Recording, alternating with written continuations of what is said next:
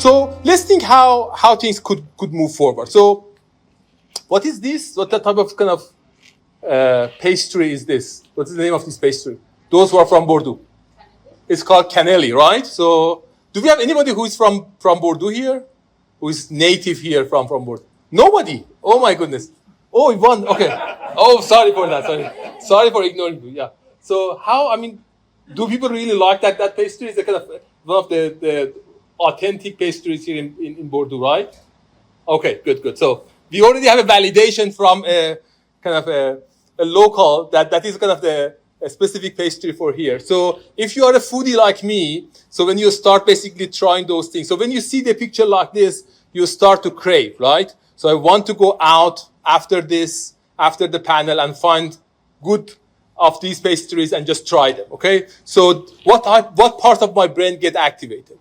And those who use substances, they have similar activations in their brain. When they see somebody is cooking heroin, so they have similar activations. So that's a specific pattern that we have a specific task, fMRI task, that we measure those patterns. We call fMRI drug curative task. So we have basically block design task, giving them drug-related cues and neutral cues, and comparing those pictures from each other. And this is the brain activation that you have, okay? So this is the task-based fMRI results that you have on fMRI drug curativity, or FDCR. And we call it, can we call it a biomarker? Is it reasonable to call it a biomarker? Who does not agree it's a biomarker? It's a biological measure, so we measure it. So let's call it a biomarker, or let's discuss whether it's a biomarker or not, okay?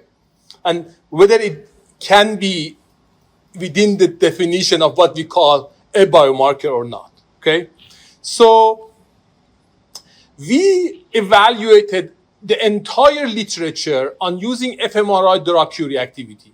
All the studies that people have done for fMRI drug curativity as a biomarker, okay?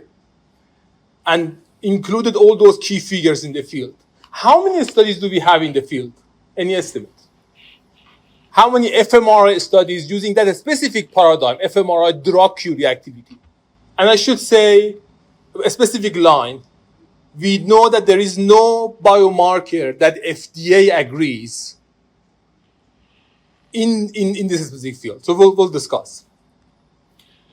Okay, let's just give you a little bit of context, and then we'll go to the numbers.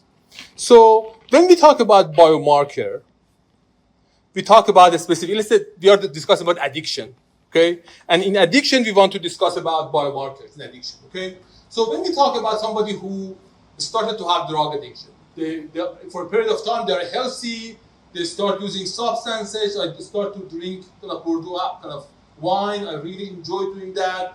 I start to do it 5-6 times per night, and then I start thinking about, okay, I'm just getting into trouble, and then I feel that, okay, things are getting really in a bad shape, and then we can call it substance use disorder, right? And it can go in two pathways, or we can see it in two different pathways. The natural course of that in long term, or we do an intervention. Something like 20%, 10% of people who have substance use disorder, they actually go to the intervention pathway. And 80-90% of them, they go to the normal pathway, and many of them spontaneously recover as well, which is quite interesting to see that pattern. But people have two different trajectories, okay, two different pathways. And when we want to see a biomarker within that context, there could be 7 specific measures in that context.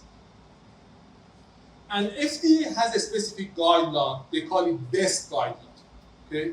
And they say, whatever biomarker that you are going to discuss and talk about with FDA, it should go to that specific guideline. So you cannot talk to FDA without using a specific terminology that they define in BEST guideline, okay? So what do they have in BEST guideline?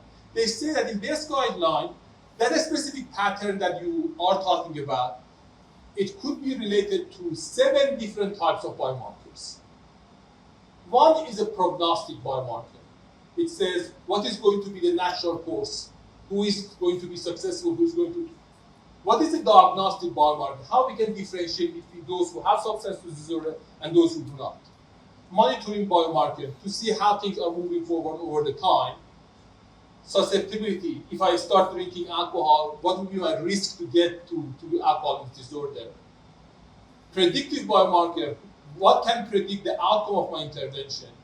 Response biomarker, how things look like before and after an intervention, and then a specific safety guideline, safety biomarker, in terms of what are the side effects that they can have. Who can predict, who can measure the side effects they have, okay? Does it make sense? So we have 7 types of biomarker in the field. From this talk, Dr. Deng, when he was talking about ECT, he was talking about a specific measure, and I was thinking a specific biomarker that he has, that what type of biomarkers did you have in that specific framework, based on what you have been presenting? One of the very kind of rare biomarkers that FDA has, but people can even go to FDA and discuss about, is safety biomarker. And I was thinking that the measure that you have for a specific level of electrical field in different parts of the brain, that could be a safety biomarker, because it can basically explain the side effect of a specific outcome. And I'm not sure if somebody has tried to even approach FDA for that specific biomarker, but that could be an interesting discussion that we can further discuss. But that is a framework that you can use this framework and go to FDA, use this framework for communication with FDA, okay?